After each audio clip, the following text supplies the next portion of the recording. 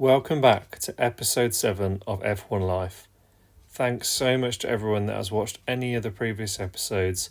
If you haven't already, please consider subscribing.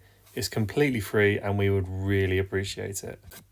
The 2022 Italian Grand Prix looked set to finish with Max Verstappen winning the race with over 10 seconds to Charles Leclerc behind him in P2. Then we get Daniel Ricciardo coming in with an engine failure in his McLaren, which caused the safety car to be deployed and both Max and Charles pitted for a set of soft tyres.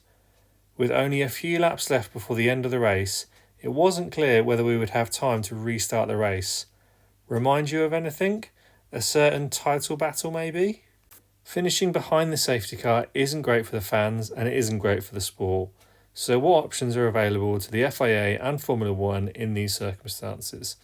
Firstly, we have the red flag, which would mean all drivers would need to come into the pits and form up in their current order. They would be free to change tyres and would then restart the race on the grid with a standing start, effectively making a 3-lap race similar to what we saw in Azerbaijan. However, here at F1 Life, we're not a fan of this solution.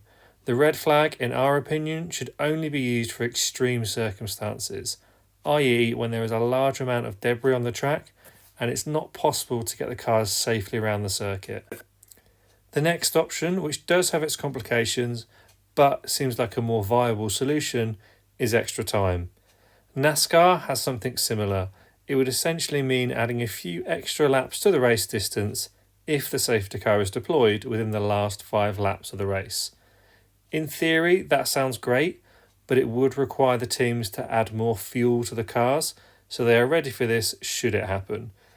This does make the cars heavier and potentially slower, and it could also result in some teams underfueling the cars and then having to stop on track.